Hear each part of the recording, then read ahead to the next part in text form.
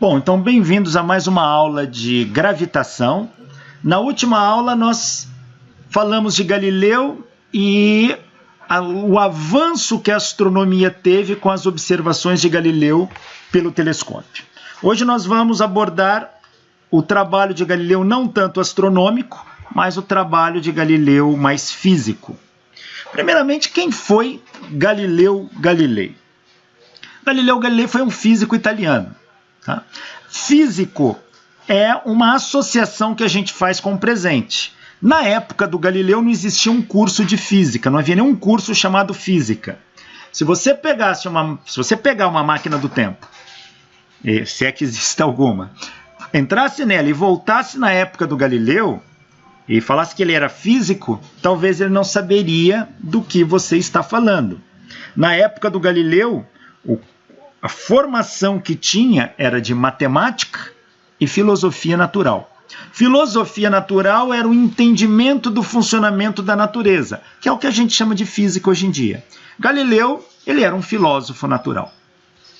Viveu de 1564 a 1642 na Itália.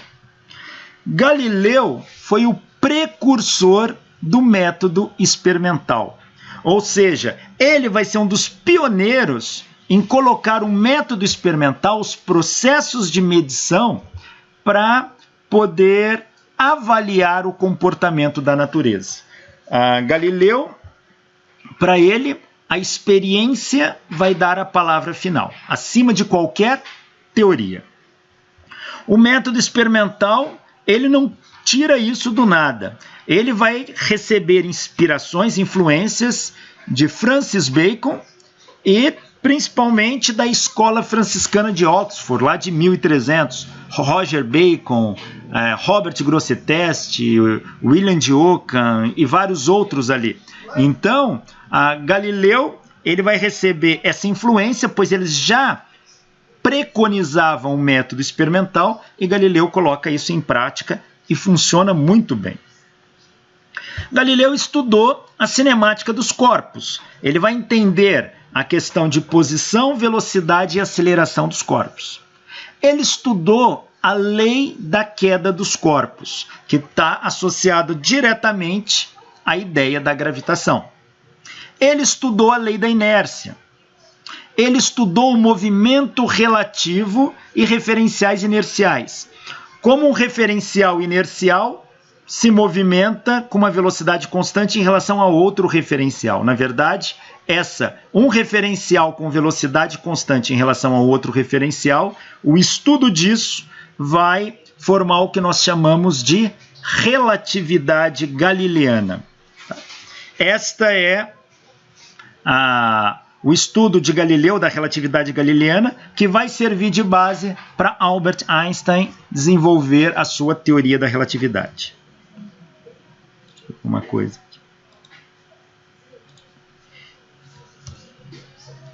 Galileu estudou os movimentos pendulares, como que um pêndulo se comporta. Ele vai associar que um pêndulo é como um corpo em queda livre. Ele estudou o equilíbrio hidrostático. Galileu, na sua época, como eu disse, não tinha um curso de física. Galileu ele foi fazer medicina. Ele estudou 2 anos de medicina. Porém, ele viu que aquilo não era para ele. Ele estava muito mais interessado em matemática e filosofia natural. Então ele abandona o curso de medicina. Ele arranja um tutor, um professor que vai lhe ensinar matemática aprofundado, mas aí ele começa a estudar matemática, mas ele não conclui também. E não entrou em nenhum curso específico de filosofia natural. Porém, o pouco de conhecimento que ele adquiriu deu base para ele poder ampliar este conhecimento. Então, tecnicamente, Galileu não tinha nenhuma formação de nível superior. Em um dado momento da vida, algumas biografias citam isso, que Galileu estava num estado tão para baixo que ele chega a pensar em suicídio. Essas biografias não são bem referenciadas, então a gente não sabe a veracidade disso. Porém, diz que certa vez quando ele tenta se matar, se jogar num rio, olhando as bolhas que saíam do fundo do rio, ele pensa sobre o princípio de empuxo e ele constrói uma balança hidrostática, uma balança que mede a questão de peso dentro e fora de fluidos e como que funciona a pressão de um fluido sendo transmitida de um lado para o outro. Galileu ele tinha uma inventividade muito grande. Galileu era um cara que tinha um potencial, um talento muito grande para matemática, para observação e para experimentação. A gente já discutiu aqui, Galileu não inventou o telescópio, ele aperfeiçoou o telescópio. E Galileu ele mesmo nunca disse que ele inventou o telescópio. Essa história se propagou depois. E Galileu também aperfeiçoou microscópios, desenvolvendo alguns modelos, e o termoscópio. Tá? Termoscópio é um instrumento que faz uma medida qualitativa da variação de temperatura de um corpo, que vai ser a base para a construção do termômetro. Galileu desenvolveu as bases da astronomia observacional. Tá? A gente aprendeu a observar o céu com telescópio com Galileu. Ele refutou os trabalhos de Aristóteles, e esse vai ser, na vida dele, um caminho que ele traça, sempre combatendo as ideias de Aristóteles, e ele levou o modelo geocêntrico de Ptolomeu à derrocada, ou seja, ele mostra que o modelo geocêntrico de Ptolomeu, de fato, não se sustenta diante das observações astronômicas. Com isso, dando força ao modelo de Copérnico. Galileu escreveu muitas obras. Eu não vou mostrar aqui todas, mas tem várias. Eu vou citar algumas. Talvez a sua primeira obra chama-se De Moto, escrita em 1590, onde ele descreve a queda dos corpos e a lei da inércia nessa obra. Em 1610, ele escreve uma obra que vai ser muito importante, chamado Sidereus Nuncius. Traduzindo aí, seria Mensageiro das Estrelas, onde, nesta obra, ele relata suas observações astronômicas com o telescópio. E aí ele começa a fazer inferências e dar destaque ao modelo copernicano e mostrar que o modelo ptolemaico não se sustenta. E a partir de 1610, com essa obra, a igreja começa a persegui-lo. Ele começa a incomodar com o trabalho dele, a igreja. Começa a colocar em risco a chamada Santa Fé Católica. Diga-se de passagem, Galileu era um católico convicto, praticante. Ele era muito religioso. Galileu, ele tinha, como diz algumas biografias, vários amigos do clero. Ele tinha amigos bispos, arcebispos, cardeais, até o Papa é amigo pessoal de Galileu. Alguns dizem que em alguns momentos da vida ele tinha livre acesso ao Vaticano. Então ele era muito religioso.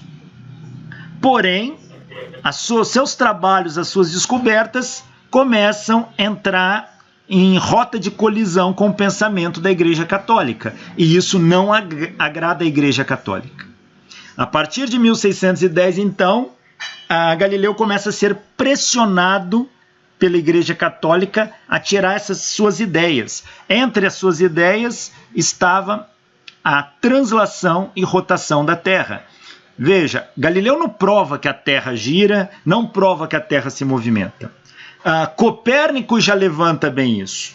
Porém, Galileu enfatiza o que Copérnico falou e compara com observações feitas de outros planetas. Ele observa Marte ao telescópio e Marte tem rotação. Ele observa Júpiter ao telescópio e Júpiter tem rotação. Ele observa outros planetas e esses planetas têm rotação. Então ele infere que a Terra também tem movimento de rotação e também de translação em volta do Sol. E esse vai ser uma das pedras no calcanhar de Galileu. Galileu, ele tenta se retratar de alguma forma e conversa com muitos amigos, membros da igreja, falando que a ideia de Copérnico não confronta a Bíblia. Tem um livro de Galileu, não citei aí, mas eu tenho ele aqui, eu gosto muito, que é este livro aqui, ó. Tá. Este livro aqui do Galileu, não sei se dá para ler aí, chama Ciência e Fé. É um livro onde ele já coloca aqui... na verdade, não foi um livro escrito pelo Galileu, mas é uma coletânea de cartas que Galileu escreveu, Galileu trocou com vários amigos da sua época, e muitos dele membros da igreja, onde ele tenta justificar que as ideias de Copérnico não entram em choque com a Bíblia. E ele é muito convincente, é uma pena que não dá para ler aqui, senão teria que ler o livro todo. Mas são várias cartas. Então aqui nós temos, vou pegar, carta a Monsenhor Pierodini. Essa carta data de 1615. Vou pegar aqui a carta... Vamos pegar uma outra carta aqui. Carta à senhora Cristina de Lorena, Grã-Duquesa Mãe de Toscana, 1615 também. São várias cartas aqui, onde ele defende com bons argumentos que o estudo dele, as ideias de Copérnico, obrigado, as ideias de Copérnico não entram em choque com a fé católica e muito menos com a Bíblia. Por que que ele fazia isso? Porque ele acreditava que não entrava em choque mesmo. Ele defendia isso. E dois, ele já estava tentando se antecipar, porque ele sabia que a igreja é muito cruel nas suas ações. A igreja católica da época, com o seu tribunal da Inquisição, era muito severa. Então ele tenta buscar meios de se explicar, falar, olha, eu não estou indo contra a igreja, eu não estou indo contra a Bíblia, o que eu faço está de acordo com a Bíblia. E esse livro é um livro que vale a pena ser lido. O argumento do Galileu é muito bom.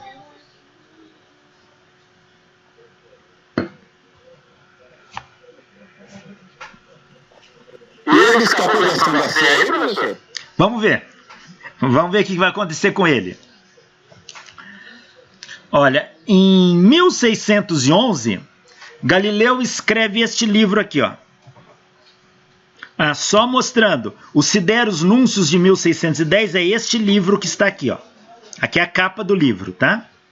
Está escrito em latim. Em 1611, Galileu escreve História e Demonstração sobre as Manchas Solares e seus Acidentes, onde ele relata a observação do Sol. Está neste livro aqui.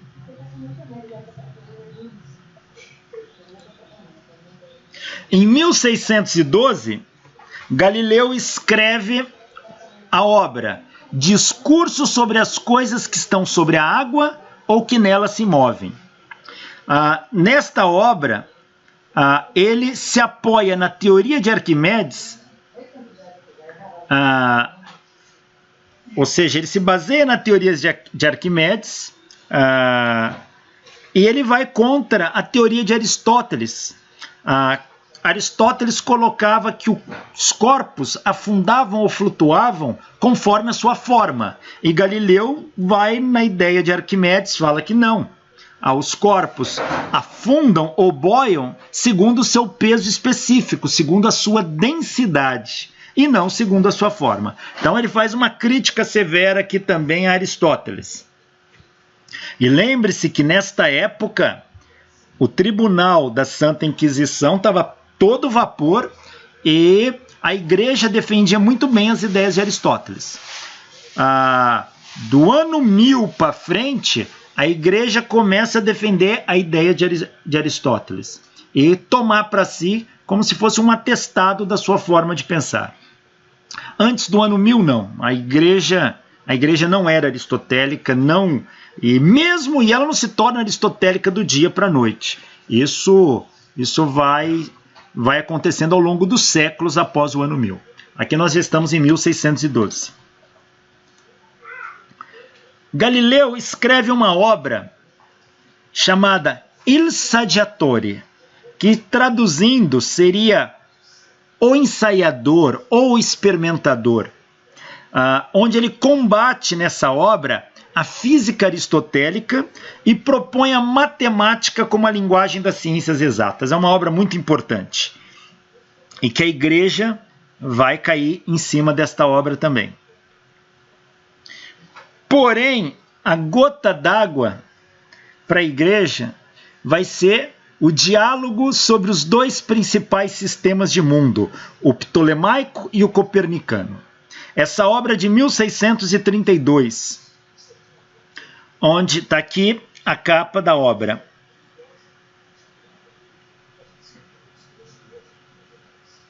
Está aqui, ó, Massimi Sistemi del Mondo Ptolemaico Copernicano. É esta obra aqui. Nessa obra, Aristóteles desacredita a cosmologia. Aristóteles não, Galileu. Galileu desacredita a cosmologia de Aristóteles e reforça a cosmologia de Copérnico. Galileu mostra que, de acordo com as observações astronômicas, Ptolomeu não pode se sustentar e, de acordo com experiências feitas por ele e por outros, Aristóteles também não pode se sustentar. Agora, as ideias de Copérnico ele toma como verdadeira.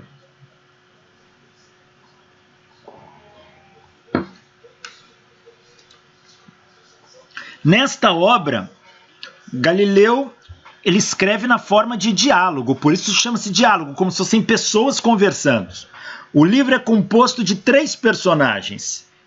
Salviati, que fala pelo autor. Salviati representa o Galileu. O que o Salviati fala é o que o Galileu pensa. Sagredo, um leigo inteligente, que os críticos da época que leram o livro associavam ao povo. E Simplício, um personagem pouco inteligente que defende as ideias de Aristóteles. Os críticos da época que leram o livro perceberam que esse trio, Salviati, Sagredo e Simplício, representa Galileu, Salviati, o povo, Sagredo, e o Papa, Simplício. Só que Simplício era o pouco inteligente que defendia as ideias de Aristóteles. No fundo, quem entendeu o livro assim achava que Galileu estava chamando o Papa de burro. Na essência era isso. E quando esse livro sai, vem à tona na forma de diálogo, já coloca numa linguagem mais acessível à população, aí foi a gota d'água para a igreja. O que nessa obra Galileu defende? Ele defende uma Terra em movimento, tá? Com rotação, mas ele não aceita as órbitas elípticas de Kepler. Galileu acha que as órbitas planetárias têm que ser circulares. Ele não dá muita importância ao trabalho de Kepler. E ele não aceita os epiciclos que Copérnico põe no seu modelo. Ele acha que o sistema sem epiciclos dá conta de se sustentar. E Galileu, nessa obra, ele põe em dúvida também as observações de Tycho Brahe. Lembra que Tycho Brahe tinha as observações mais precisas? Ele chega a discutir que Tycho Brahe talvez não seria honesto intelectualmente, cientificamente, que ele poderia manipular dados. Só que Galileu defende Copérnico, mas não discute tecnicamente os trabalhos de Copérnico. Ou seja, Galileu ele não mostra muita coisa a favor de Copérnico, mas ele mostra coisas contra Aristóteles e Galileu. Ele derruba contra Aristóteles e Ptolomeu. Ele derruba Ptolomeu e ele derruba, de certa forma, Aristóteles, mas ele não prova as ideias de Copérnico.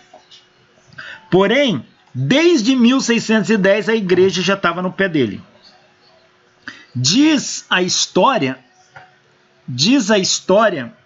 que um dos cardeais, se eu não me engano, eu acho, tá? Depois eu posso confirmar isso, que foi o cardeal Berlamino, vai se tornar o Papa Urbano VIII, se não me engano. Depois eu posso checar esses detalhes históricos. E ele era amigo de Galileu. Então o Papa se torna... O Galileu é amigo do Papa. E diante de toda essa perseguição, o Papa chama o Galileu para conversar. E fala para ele, ó, pega leve aí, as suas críticas estão pesadas, eu não vou poder livrar tua barra. E Galileu, no meio dessa ínterim todo, ele acaba publicando uma obra em italiano vulgar, que era uma língua do povão, fazendo críticas ao sistema de Aristóteles e enfatizando o sistema de Copérnico. Aí a igreja acaba acusando Galileu de herege. Então ele vai ser acusado pelo Tribunal da Inquisição. Em 1638 vai ser a última obra dele, Discurso sobre as Duas Novas Ciências. Ele continua fazendo críticas à ciência aristotélica e aqui ele estabelece os fundamentos da mecânica. Galileu vai ser acusado de herege, vai ser preso. Aqui está um quadro mostrando o julgamento de Galileu. 10 bispos participaram do julgamento. Está aqui o nome dos 10. Gaspar de Bória, Félix Centini, está aqui. Vários. Galileu vai ser acusado de heresia, de atentar contra a fé católica e de que seu conhecimento e sua ciência estavam contra os princípios bíblicos e os princípios da igreja. O Papa manda chamar o Galileu e fala para ele, olha, eu vou tentar aliviar o teu lado, mas você tem que negar essas heresias, tá? Principalmente a questão da rotação da Terra. A Terra não pode ter rotação. E Galileu sai dali e fala que não vai negar. Aí um outro amigo de Galileu, diz uma das biografias, que era um bispo também, chama o Galileu em particular e apresenta os instrumentos de tortura da Inquisição. Aí Galileu resolve negar. Aqui, dos 10 bispos que acusaram Galileu e condenaram Galileu como réu, 3 não assinaram a condenação de Galileu. Foram os bispos Gaspar de Bória e Velasco, Laudívio Záquia e Francesco Barberini. Esses 3 não condenaram Galileu. Os outros 7 condenaram e Galileu foi acusado de herege. Porém, devido às suas influências, sua amizade, ele não foi morto. Foi muito amenizada a pena de Galileu. E tudo que ele tinha que fazer para amenizar mais ainda era negar. E os bispos ali entraram num acordo e tiraram todas as alegações, que ele negasse pelo menos a rotação da Terra. Diz a história que Galileu, diante desse tribunal, olha, tinha plateia, tinha os juízes. Está aqui Galileu. Diz que Galileu, diante do tribunal, negou a rotação da Terra. Ele disse: eu abjuro, detesto e amaldiçoo a heresia do movimento de rotação da Terra. Porém, dizem que quando ele descia as escadas do tribunal, ele se voltou para a plateia e gesticulou com o dedo falando baixinho, e por se move, querendo dizer, e no entanto ela se move. Como quem diz, eu posso negar a rotação da Terra o quanto eu quiser, a Terra não vai parar de girar por isso.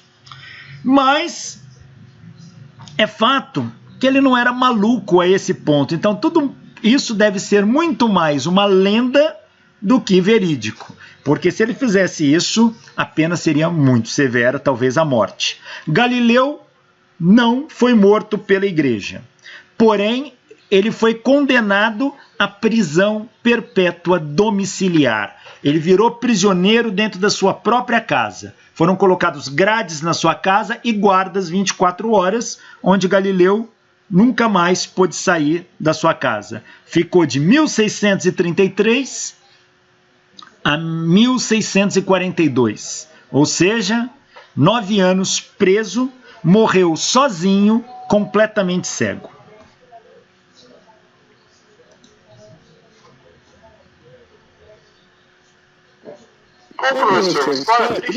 Pois é.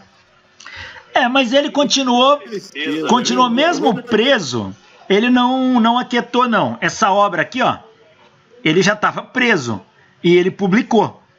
E muitos perguntam, como que ele publicou? Você não podia fazer nada. Ele podia receber visitas de vez em quando, e ele recebia ex-alunos. Ex-alunos, raramente, e uma filha. Uma das filhas dele vinha visitá-lo. Tá? Ele teve 3 filhos. Ele não foi casado, mas ele teve 3 filhos com uma mulher que morava em outra cidade. Ele, de certa forma, cuidava parcialmente desses filhos, e as 2 filhas dele viraram freira e vinha visitá-lo. Uma das filhas cuidou dele até a morte. Porém, quando ele recebia um aluno ou outro, ele sempre queria saber do que estava acontecendo no meio científico. E aí ele escreveu a obra e deu para um de seus alunos levar escondido para publicar, e ela foi publicada, que é essa de 1638.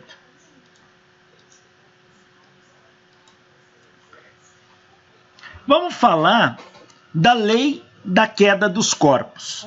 Lei da queda dos graves, como era chamado. Já em 1544, um historiador chamado Benedetto Varchi referiu-se a testes reais que refutaram a afirmação de Aristóteles que um corpo mais pesado cai mais depressa que um corpo mais leve. Veja, a gente vê em muitos livros, mesmo de física, falando que Galileu foi o primeiro a provar a lei da queda dos corpos e refutar Aristóteles. Aqui, o historiador Benedetto Varchi, em 1544, fala que já tinha experimentos de queda de corpos mostrando que isso acontecia. Portanto, Galileu não foi o primeiro.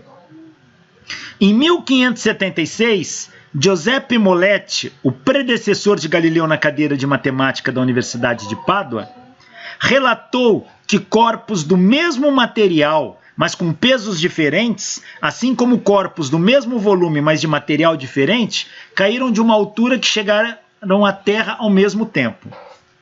Veja, eu falei, Galileu não teve nenhuma formação de nível superior completa, mas ele era tão bom em matemática e com as suas influências, ele assume a cadeira de professor de matemática superior da Universidade de Pádua, na Itália. Antes dele, quem ocupava essa cadeira era Giuseppe Moletti.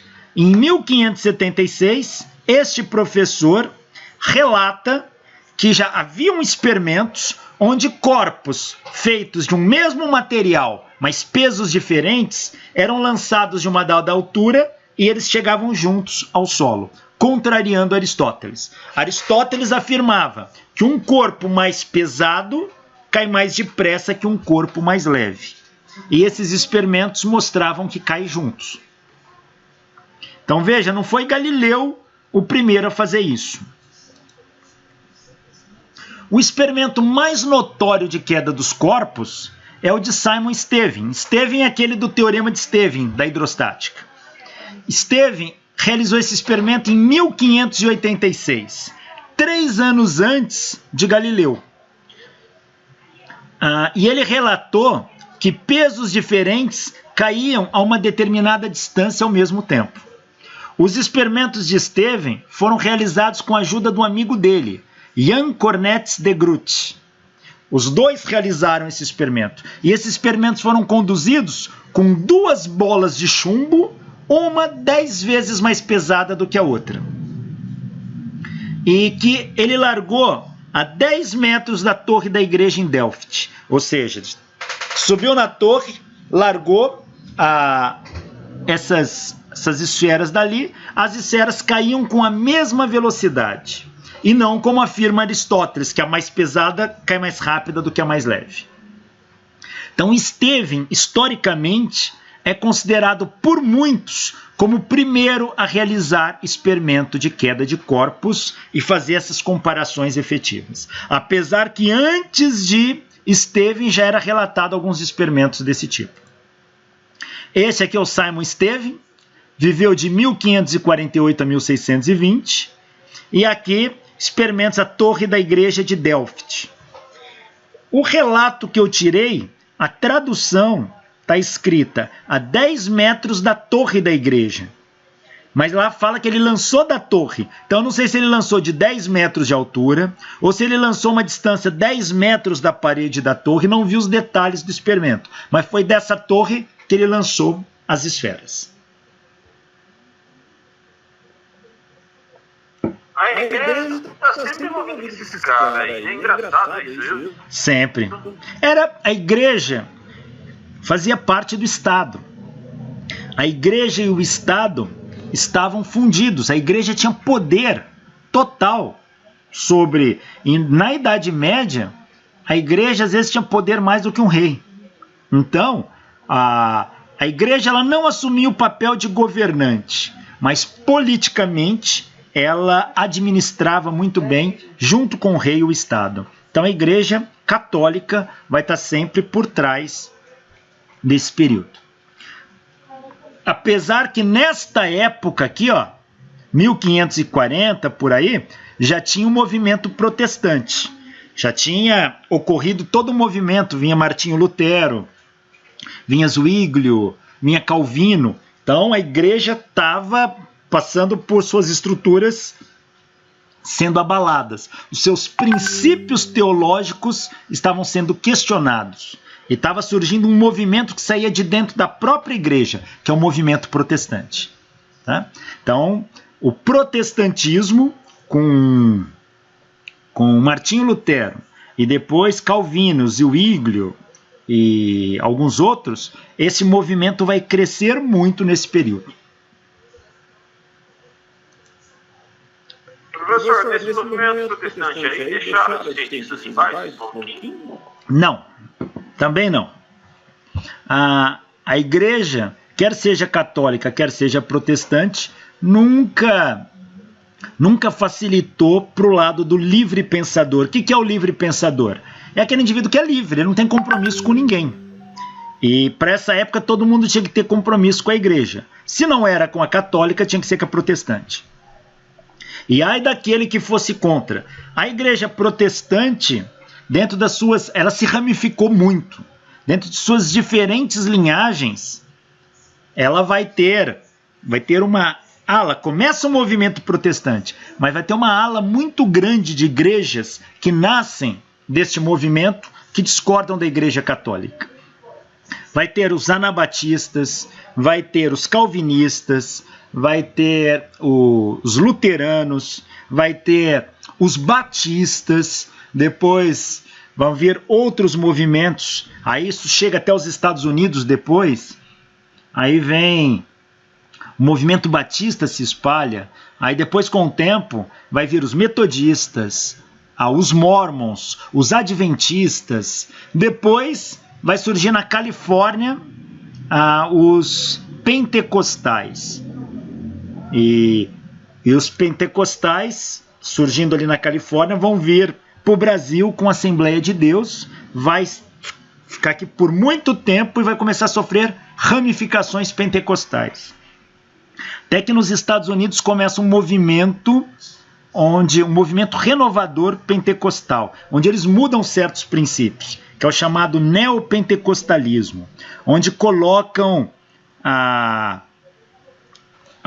o desenvolvimento do indivíduo como algo muito importante. Então ele conseguir bens, ganhar bens, e essa igreja neopentecostal vai chegar no Brasil e vai ser transformada aqui, com o bispo Edir Macedo e o parente dele lá, que é o R.R. Soares. E eles vão fundar a Igreja Universal do Reino de Deus, que é uma facção neopentecostal que vai se espalhar do Brasil para várias partes do mundo também.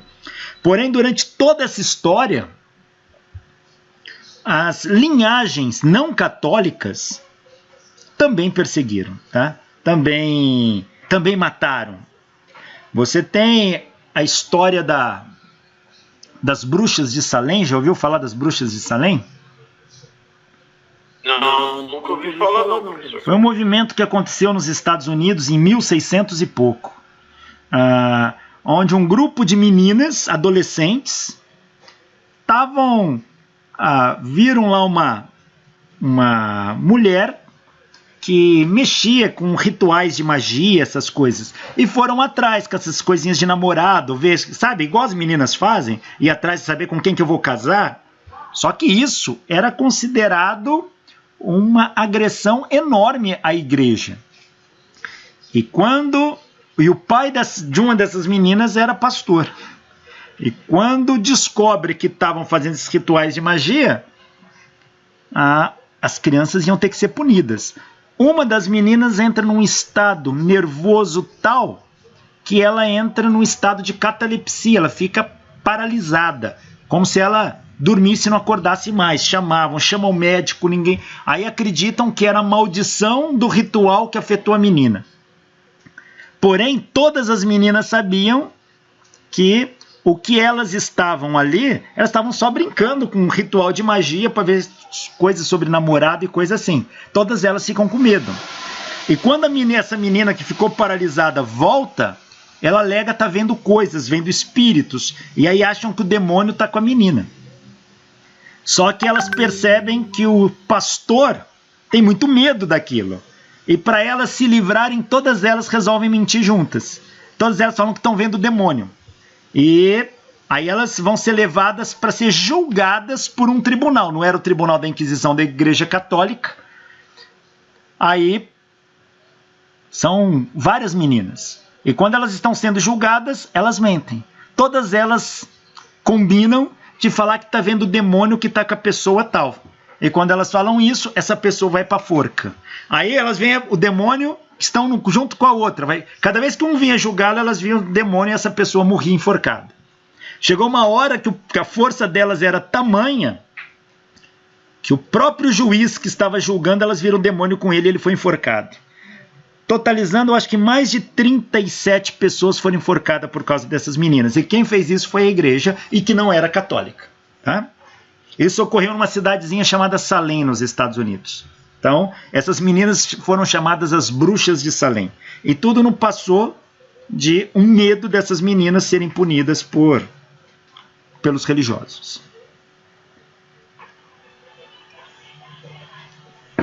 Bom, vamos voltar um pouquinho no tempo. Leonardo da Vinci, que viveu de 1452 a 1519, Leonardo da Vinci era artista, inventor, anatomista. Ele também fez os estudos de física. Ele estudou força de atrito, estudou lei de queda dos corpos. A gente não tem um trabalho bem documentado de Leonardo da Vinci, mas Leonardo da Vinci mostra que um corpo em queda percorre uma unidade de distância em uma unidade de tempo. 2 unidades de distância em 2 unidades de tempo. 3 unidades de distância em 3 unidades de tempo e assim sucessivamente. Não sei em que contexto está esse trabalho de Da Vinci, porque se você analisar isso, está falando que o corpo está caindo com velocidade constante, o movimento é uniforme. E ele não é. Galileu, ele estudou queda dos corpos, mas por um outro caminho. Ele utilizou planos inclinados. Está aqui um plano inclinado de Galileu. Esse é um plano inclinado. Ele soltava a bolinha aqui, ó. Em cada pontinha dessa tinha um sininho. E cada vez que o sininho tocava, ele sabia que o corpo percorreu uma distância. Então ele conseguia medir o tempo de queda. E foi estudando planos inclinados, onde ele mudava o ângulo de inclinação, que Galileu percebeu. Espera aí. Os corpos não caem com velocidade constante, eles aceleram. Tá? A queda do corpo provoca uma aceleração dos corpos. Então, os corpos vão acelerando conforme eles caem. E Galileu vai mostrar o seguinte: quanto mais o tempo passa, o tempo de queda, maior é a velocidade do corpo. Deixa eu só pegar a minha lousinha aqui. Não está aqui. Espera lá. Vou pegar minha lousa.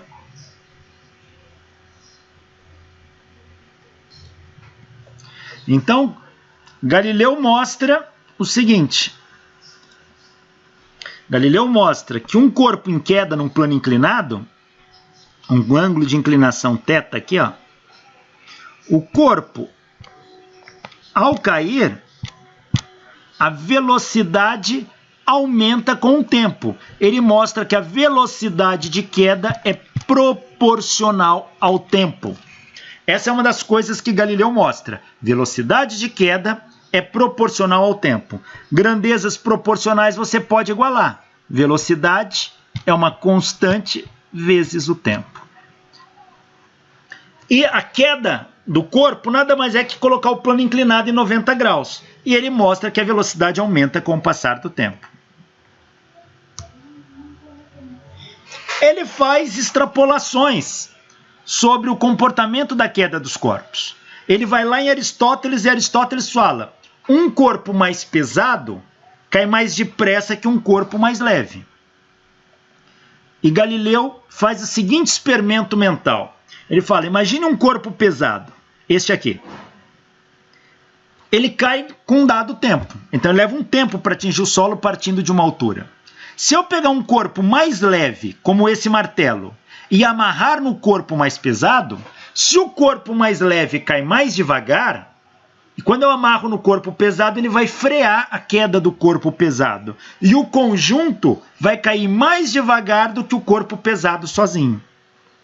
Então ele analisa isso e chega à conclusão que esse conjunto, se Aristóteles estiver certo, esse conjunto vai cair mais devagar do que este corpo sozinho.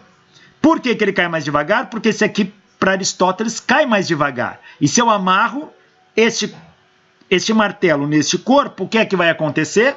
Quando um puxar o outro, nesse puxão, o mais leve freia um pouco mais pesado. E o conjunto cai mais devagar que os dois. Deixa eu mostrar um videozinho aqui.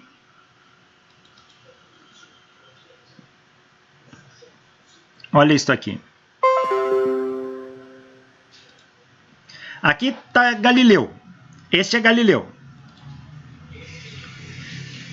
Galileu, ele desenvolve, então, como eu disse, uma espécie de experimento mental. Não sei se ele realizou o experimento dessa forma, mas o raciocínio é lógico. Então ele vai pensar como é que, para Aristóteles, um corpo pesado cai mais depressa que um corpo mais leve. Agora, se ele amarrar o corpo leve no corpo pesado, o tempo de queda dos dois juntos vai ser menor do que o corpo pesado sozinho. Porque o corpo pesado, ao cair, vai ter que arrastar o mais leve. Então, esta é a ideia de Galileu. Então, ele passa a analisar esse tipo de coisa. E Galileu coloca mais. O ar retarda a queda dos corpos. O ar retarda a queda dos corpos. Simultaneamente de uma mesma altura. Então, se o ar retarda a queda dos corpos, o que é que acontece? Galileu falava: o que interfere na queda é o ar. E ele vai falar: Aristóteles não leva em conta a resistência do ar. O ar oferece resistência à queda dos corpos. E Galileu coloca da seguinte maneira. Ele fala: um corpo ao cair, o ar vai interferir nessa queda. E essa interferência depende da área de contato com o corpo, do corpo com o ar, da composição do material que é feito o corpo. E se esse corpo tem poros, não tem, tudo isso vai interferir, rugosidades na sua superfície, com o ar agindo na queda do corpo. E Galileu fala, se você tirar o ar no vácuo, todos os corpos devem cair com a mesma aceleração. Galileu não tinha máquina a vácuo na sua época. Ela vai surgir pouco tempo depois. Um dos primeiros inventores vai ser um dos alunos dele. Tá? Mas o que Galileu mostra é isso. Olha esta figura aqui. Ó. Isto aqui é uma campânula, onde aqui você tem dois suportes. Um tem uma moeda e o outro uma pena. Moeda e pena. Em um dado instante, esse suporte vai ser tirado simultaneamente para a moeda e para a pena. E tanto a moeda quanto a pena vão entrar em queda. Só que tem ar. Então você vai ver que a moeda cai primeiro e a pena vem zigue-zagueando pelo ar e cai depois. Repara, um efeito do ar. Olha lá. Caiu, olha, a pena vai cair depois, viram? Vou voltar aqui para você reparar. Olha lá, a moeda caiu, a pena cai depois. Mais uma vez. A moeda cai, a pena cai depois. Agora, nesse experimento, vão fazer o que Galileu não fez. Vão fazer vácuo. Então, vão sugar. Vácuo é sugar todo o ar que está ali dentro. Liga uma bomba de vácuo e chupa todo o ar que está ali dentro. Tá aí. Agora é vácuo. E Galileu falou que os dois corpos caem juntos. Vamos ver se caem? Moeda e a pena? Então, quando tirar o suporte, a moeda e a pena devem cair juntinhos. Vamos lá? Aí, ó. Caem exatamente juntos. Vamos ver um replay em câmera lenta, ó. Ó. Estão caindo juntinhos.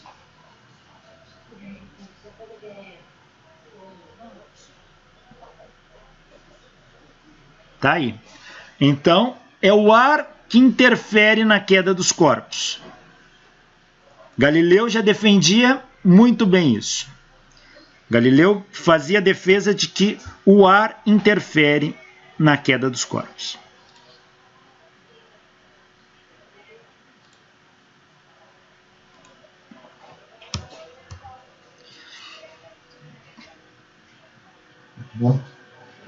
Então Galileu chega numa lei para a queda dos corpos. Diz a história que ele subiu no alto da Torre de Pisa e soltou esferas de chumbo de diferentes massas. Mas essa história é falsa. Quem subiu numa torre e soltou esferas de chumbo foi Estevão, antes de Galileu. E não foi a Torre de Pisa que Estevão subiu. Foi a torre da igreja de Delft, na Holanda. Delft fica na Holanda. Eu tinha falado um pouco antes que eu estava em dúvida se ficava na Bélgica ou Holanda. Fica na Holanda. Tá? Então Galileu de fato nunca realizou esse experimento aqui. Ele pode ter idealizado, pode ter exemplificado. Por exemplo, ele fala, imagine alguém subir na Torre de Pisa e soltar, mas ele não fez isso. Mas Galileu fez experimentos com planos inclinados. E experimentos com plano inclinado, Galileu concluiu o seguinte: um corpo em queda, ele percorre uma unidade de distância em uma unidade de tempo. Ele percorre 4 unidades de distância. O que é 4 unidades? Uma que ele percorreu mais 3. Então, daqui até aqui, são 4 unidades de distância, em 2 unidades de tempo. E ele percebeu que um corpo percorre 9 unidades de distância, uma unidade, mais 3 unidades são 4, mais 5, 9. Ele percorre 9 unidades de distância em 3 unidades de tempo. Então, olha, no primeiro instante, no primeiro segundo, o corpo percorre uma unidade de distância. No segundo segundo, o corpo percorre 3 unidades de distância. No terceiro segundo, o corpo percorre 5 unidades de distância. O que Galileu concluiu foi que o corpo percorre a sequência de números ímpares de distância. Olha isso aqui. Então, Galileu mostrou isso.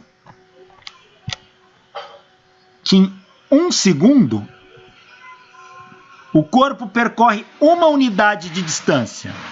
Em mais 1 segundo de queda, o corpo percorre 3 unidades de distância. Em mais 1 segundo de queda, o corpo percorre 5 unidades de distância. Foi isso que Galileu percebeu. E olha o que ele percebeu mais. Em 1 segundo ele percorre uma unidade de distância. Então vou fazer aqui, ó, uma unidade de distância para uma unidade de tempo. Agora, em 4 segundos daqui até aqui, o corpo percorre 2 unidades de tempo. Então, em 4 unidades de distância, que é 3 mais 1, o corpo percorre 2 unidades de tempo, que é 1 mais 1 segundo. Depois, em 9 unidades de distância, que é 1 mais 3 mais 5, o corpo vai percorrer 3 unidades de tempo. Então, em 9 unidades de distância, 3 unidades de tempo. Agora, repare uma coisa. Se eu elevar os tempos ao quadrado, 1 ao quadrado é 1. 2 ao quadrado é 4. 3 ao quadrado é 9. Então, Galileu conclui que a distância é proporcional ao tempo ao quadrado. Esta é a lei importante da queda dos corpos de Galileu.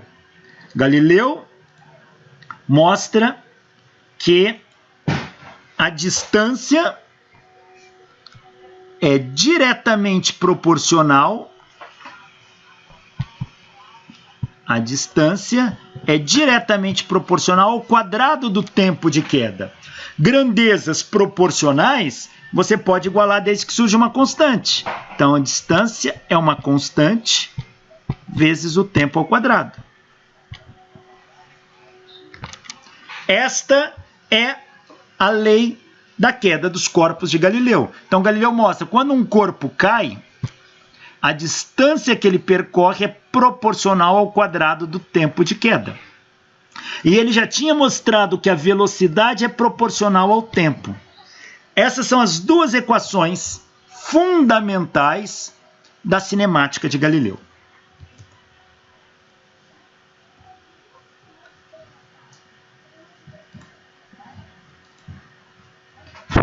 E Galileu vai além.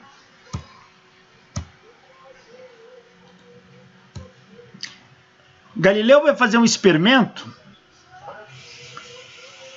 que ele vai pegar planos inclinados, ele vai trabalhar muito com plano inclinado. Galileu pega planos inclinados, como esse que está aqui, ó. Ele emenda 2 planos inclinados, de uma altura h, onde essa altura é igual a essa. Ele solta uma bola do repouso, esses planos são bem lisos, encerados, bem polidos, as esferas também, para minimizar ao máximo o atrito. Solta a esfera partindo do repouso de uma altura h. Essa esfera cai aqui e sobe aqui. Galileu, ao observar, o que ele nota? Quando a esfera desce o plano, sua velocidade aumenta. Quando ela sobe o plano, sua velocidade diminui. Na descida a velocidade aumenta, na subida a velocidade diminui. E a bola sobe até onde? Até parar. E onde é que ela para? Ela para exatamente na mesma altura de antes, na altura da qual ela partiu. Ó. Galileu ainda fala como se essa bola tivesse uma memória, como se ela lembrasse da altura que ela partiu. E ela retorna àquela mesma altura. Galileu, o que ele faz? Ele alonga o plano da direita. Agora ele solta essa bolinha, o que acontece com ela? Na descida a velocidade aumenta. na subida a velocidade diminui, só que aqui a inclinação é menor. Então a bolinha vai diminuindo e percorre uma distância maior até parar. E quando para, ela para na mesma altura de antes. Galileu faz um experimento, não está ali no desenho, mas é assim também. Galileu faz um experimento que é assim.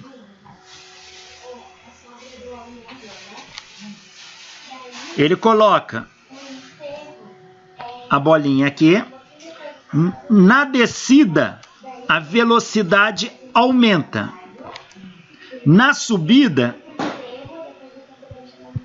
a velocidade diminui. E quando está na horizontal, a velocidade nem aumenta nem diminui. A velocidade fica constante. Então aqui nós temos um movimento retilíneo uniforme neste trecho aqui, ó. Tá? Então, quando está na horizontal, a velocidade é constante. Na descida, a velocidade aumenta, na subida, a velocidade diminui. Aí Galileu faz o seguinte experimento. E se ele colocar o segundo plano com inclinação zero, ou seja, o plano na horizontal, na descida a velocidade aumenta, na horizontal a velocidade é constante. Se ela é constante, ela nem aumenta nem diminui. Portanto, o corpo não vai nem acelerar nem frear. Então ele permanece com velocidade constante. Até quando? Se perguntou Galileu. Até que um dia ele encontre a altura dele de volta e ele para. Então, se não tiver nenhuma resistência agindo no corpo, se nenhuma força externa estiver agindo no corpo, no sentido de frear esse corpo, uma vez que ele cai no horizontal, ele tende a permanecer em movimento retilíneo uniforme. E Galileu chama isso de inércia. Inércia do latim é uma palavra que está associada a deixa como está. Se ele entrou em movimento retilíneo uniforme, velocidade constante, a velocidade continua se mantendo constante. Então é isso que se chama de inércia. Os corpos, uma vez em movimento, tendem a continuar em movimento retilíneo uniforme.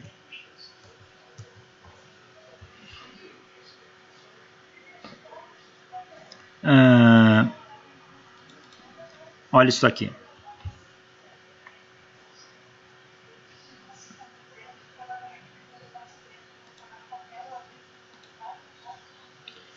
Esses são os pêndulos que Galileu usou mesmo. Tudo isso fazia parte do laboratório caseiro do Galileu. Esses são planos inclinados, que você está vendo aí no vídeo, que o Galileu usou de fato.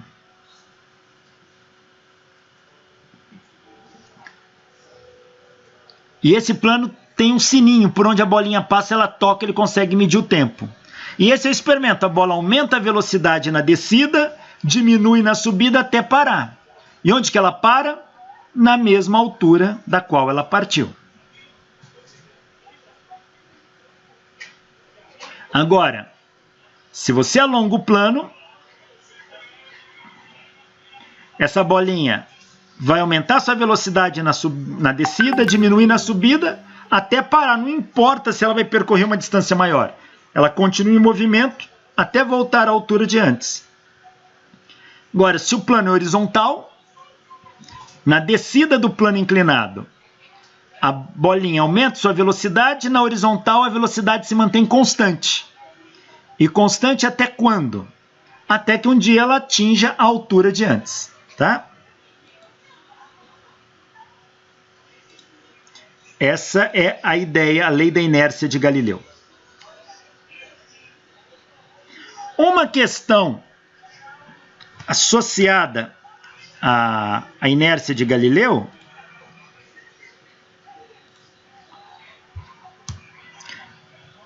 é a questão do seguinte: os corpos tendem a ter um tipo de movimento, tendem a se movimentar. Uma vez colocado em movimento, ele tende a continuar naquele movimento, geralmente em movimento retilíneo uniforme. E quando se discute a questão da rotação da Terra, quando a gente fala da rotação da Terra, o que é que acontece? Na rotação da Terra, os povos da época, né, seus contemporâneos, não aceitavam a ideia de rotação. Galileu defende a rotação da Terra, tanto é que ele vai ser julgado pela Inquisição pela questão da rotação da Terra. Mas muitos não vão aceitar essa ideia. E por que não? Porque na ideia da maioria da população da sua época, tinha o pensamento aristotélico. Para Aristóteles, se a Terra estiver em rotação e eu jogo um objeto para o alto, enquanto o objeto está subindo, a Terra está girando. Quando o objeto cai, ele vai cair para trás de onde eu lancei. Então, o movimento de rotação da Terra interfere diretamente na queda do corpo. Isso segundo Aristóteles. E era o pensamento vigente. Por que quando eu jogo uma pedra para o alto em linha reta, a pedra cai na minha mão e não cai para trás? Porque se a Terra está girando, enquanto a pedra sobe, eu me desloco para cá com a Terra. Na hora que a pedra cair, ela vai cair fora da posição que ela estava. Wagner estava ligando para você, Dica. Dica?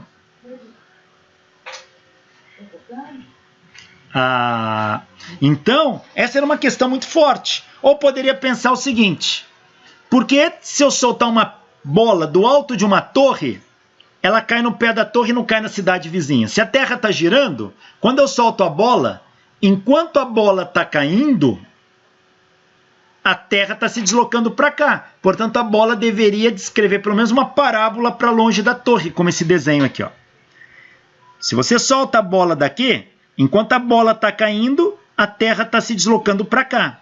Então você vai ver a bola se afastando do pé da torre. Vejam isso.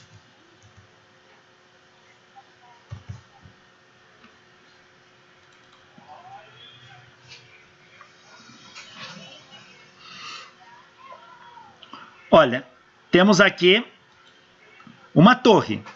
Se a Terra está girando e você solta a bola, essa é a visão de Aristóteles. Quando você solta a bola, a Terra vai se afastando e a bola cai em linha reta. Então a bola vai cair longe da torre. E cada vez que ela pingar, ela vai se afastar cada vez mais. É essa visão que Aristóteles tinha e que a maioria da população tinha. Porém, Galileu fala que não. Galileu diz o seguinte, ó. A Terra não está girando para a esquerda aqui? Então a bola tem uma velocidade para a esquerda junto com a Terra.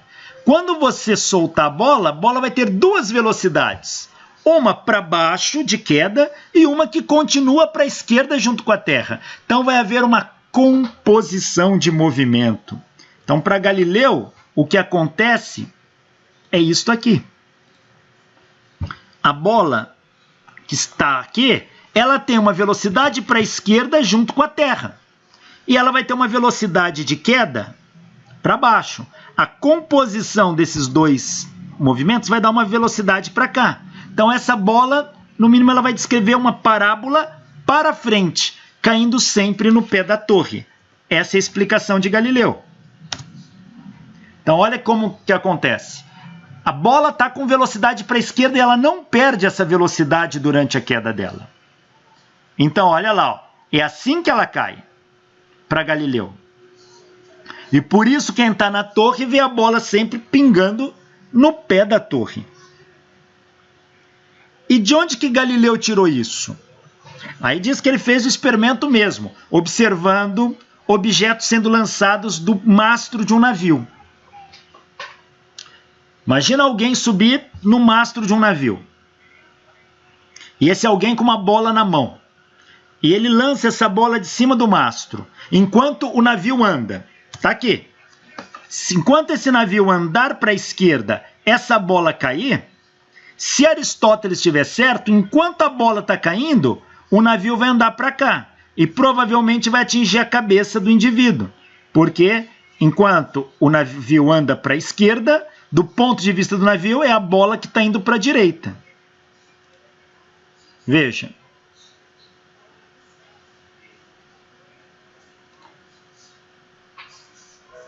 Para Aristóteles é isso que acontece.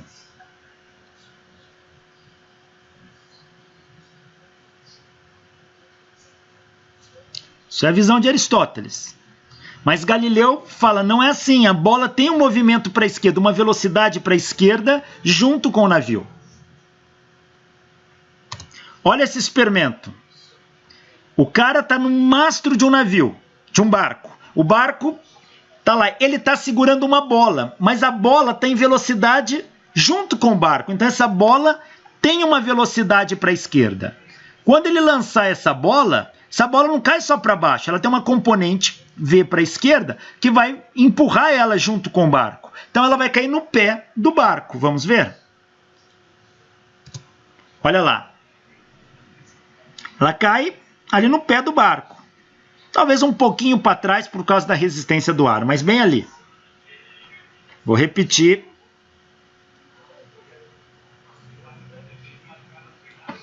Olha lá, de novo. Porque essa bola, ela tem uma componente para frente, junto com o barco.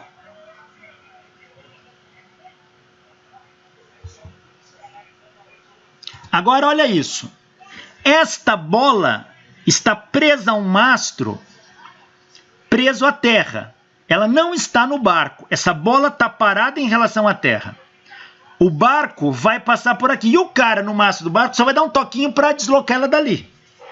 E ela vai cair em linha reta. Só que agora o barco está em movimento. Essa bola não está em movimento com o barco. Veja o que acontece. Ó, ela cai lá para trás. Veja, o mastro, a bola estava aqui. A bola estava aqui no mastro. Conforme o cara deslocou ela, ela caiu em linha reta aqui, ó. Enquanto o barco andou para frente. Mas quem deslocou ela foi o cara. Como esta bola não tinha nenhum movimento para frente com o barco, ela cai exatamente abaixo. Olha de novo.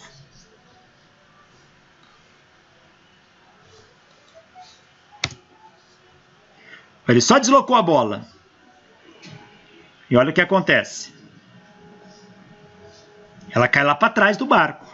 Agora sim. Mas quando ela está em movimento junto com o barco, aí ela cai no pé do mastro. E é essa explicação que Galileu deu. Por que que um corpo na superfície da Terra, mesmo a Terra em rotação, você solta ele, ele cai. Você joga ele para o alto. Se eu pego um corpo aqui, arremesso ele para o alto, por que que ele volta na minha mão? Porque além dele ir para o alto, ele tem uma componente de velocidade na direção da rotação da Terra.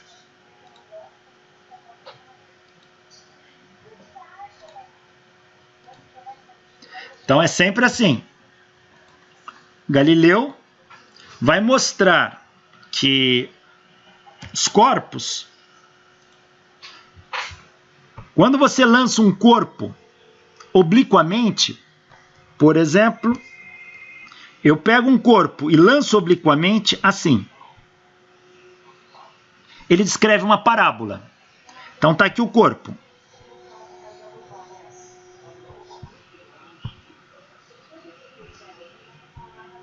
O corpo está aqui. Quando eu lanço, esse corpo vai subindo, atinge a altura máxima e começa a cair. Tá aí. Galileu mostrou o seguinte, que se eu pegar a projeção desse corpo e projetá-lo aqui, ó,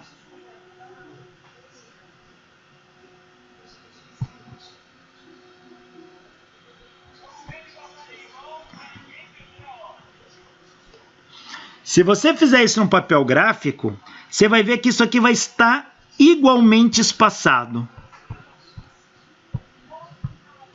Se está igualmente espaçado, Galileu mostrou que a projeção horizontal desse corpo,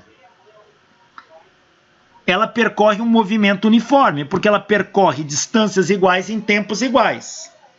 Em compensação, se eu pegar a projeção desse corpo na vertical, aqui, você vai ver que ela não está igualmente espaçada. Ela não está. E depois ela desce daqui para cá, daqui para cá.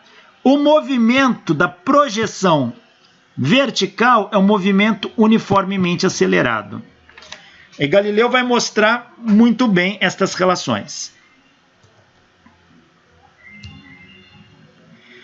E Galileu vai desenvolver um pouco do conceito de velocidade e aceleração. Ele vai ter claro o que é aceleração. Aceleração é a variação de velocidade no tempo. Isso é uma aceleração média. É a variação da velocidade pela variação de tempo. No sistema internacional, medido em metros por segundo ao quadrado. Na época de Galileu, ele media aceleração em pé por segundo ao quadrado. A gente sabe que, usando o cálculo diferencial integral, a gente pode tomar aceleração instantânea como a derivada da velocidade no tempo ou a derivada segunda da posição no tempo. Mas Galileu não sabia disso. Então, Galileu mediu a queda de corpos. E ele tentou determinar a aceleração da gravidade. Aqui Galileu na Torre de Pisa, já sabemos que essa história é falsa. Mas ele mediu com seus planos inclinados. Vamos transportar para uma situação de queda livre. Imagina que Galileu solte um corpo de uma dada altura. No instante t0 igual a 0, a velocidade inicial do corpo é 0. Aí você solta o corpo e mede 1 segundo depois. Meça a velocidade dele. Tem meios para isso. Tá? Velocidade é distância por tempo. Você vai pegar trechos de velocidade média. Mas você consegue medir velocidade. E Galileu fez isso. E ele mostrou que um corpo em 1 segundo de queda tem uma velocidade em unidade moderna de 36 km por hora.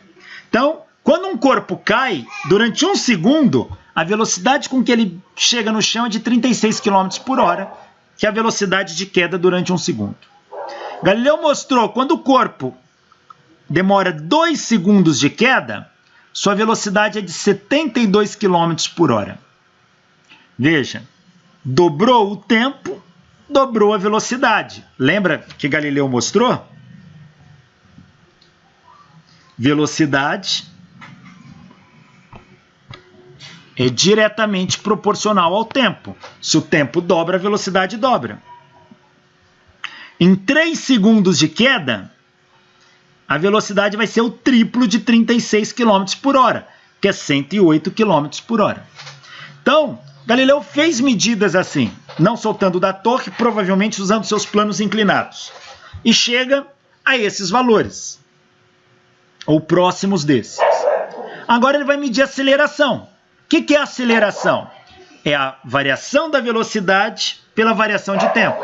Mas se o corpo está em queda, se o corpo está caindo, qual é a aceleração? É a aceleração de queda do corpo. A gente chama a queda do corpo de gravidade. Era esse o nome que Aristóteles dava. Aristóteles chamava de gravidade o simples nome para queda. Gravidade não era uma força. Então, vai se usar na época de Galileu o nome aceleração da gravidade, aceleração de queda dos corpos. E como é que mede? Mede essa aceleração nesse intervalo. A aceleração é ΔV sobre ΔT. Velocidade final, 36, menos velocidade inicial, 0. Tempo final, 1, menos tempo inicial, 0. A aceleração nesse trecho vai ser de 36 por 1, de 36 km por hora por segundo. Então, a aceleração neste trecho é de 36 km por hora por segundo. Vamos medir a aceleração nesse trecho. É velocidade final menos inicial. 72 menos 36 sobre tempo final menos tempo inicial. 2 menos 1. 72 menos 36, 2 menos 1. 72 menos 36 dá 36. Dividido por 1, 36 km por hora por segundo. Vamos medir a aceleração de queda do corpo nesse trecho. Velocidade final, 108, menos velocidade inicial, 72, dividido tempo final, 3, menos tempo inicial, 2. 108 menos 72 dá 36. 3 menos 2 dá 1. 36 dividido por 1 dá 36 km por hora por segundo. Ou seja, Galileu vai concluir que a aceleração de queda de um corpo ela é constante, ela não muda. Ó, os corpos caem com aceleração constante. Os corpos caem com aceleração constante. E quanto vale esta aceleração? 36 km por hora por segundo. Como essa é a aceleração de queda, é chamada de aceleração da gravidade. E a gente vai dar uma letra para ela, a letra G. G de gravidade, 36 km por hora por segundo. Mas quilômetro por hora, vamos converter em metros por segundo. 36 km por hora são 10 metros por segundo. Então isso aqui é de 10 metros por segundo, que fica 10 metros por segundo ao quadrado. Galileu mede a aceleração da gravidade com o valor de 10 metros por segundo ao quadrado. Na verdade, ele não chegou nesse valor, a gente está usando unidades modernas. Deixa eu fazer a conta aqui. Ele trabalhou em pé, tá? Um pé dá mais ou menos 1/3 de metro, tá? Então, ou seja, 1 metro vai ter mais ou menos 3,2 pés. Multiplicando, isso vai dar 32 pés por segundo ao quadrado. Esse é o valor que Galileu mediu da aceleração da gravidade. 32 pés por segundo ao quadrado, o que equivale a 10 metros por segundo ao quadrado. Hoje sabemos que a gravidade padrão medida ao nível do mar numa latitude de 45 graus norte, essa gravidade vale 9,80665 metros por segundo ao quadrado. A gente arredonda isso para 9,81 metros por segundo ao quadrado. Mas Galileu foi um dos primeiros a medir isso, tá? Galileu estudou o movimento retilíneo uniforme e uniformemente acelerado. Eu não vou entrar nessa parte agora. Eu vou parar a aula por aqui. Na próxima aula, a gente vai começar a falar de Newton e sobre a gravitação universal. E a partir daí, a gente vai ver como que a gravitação foi desenvolvida, como que foi medida e como que foi aplicada. Ok? Mas isso é um assunto para a nossa próxima aula. Muito obrigado. Até mais.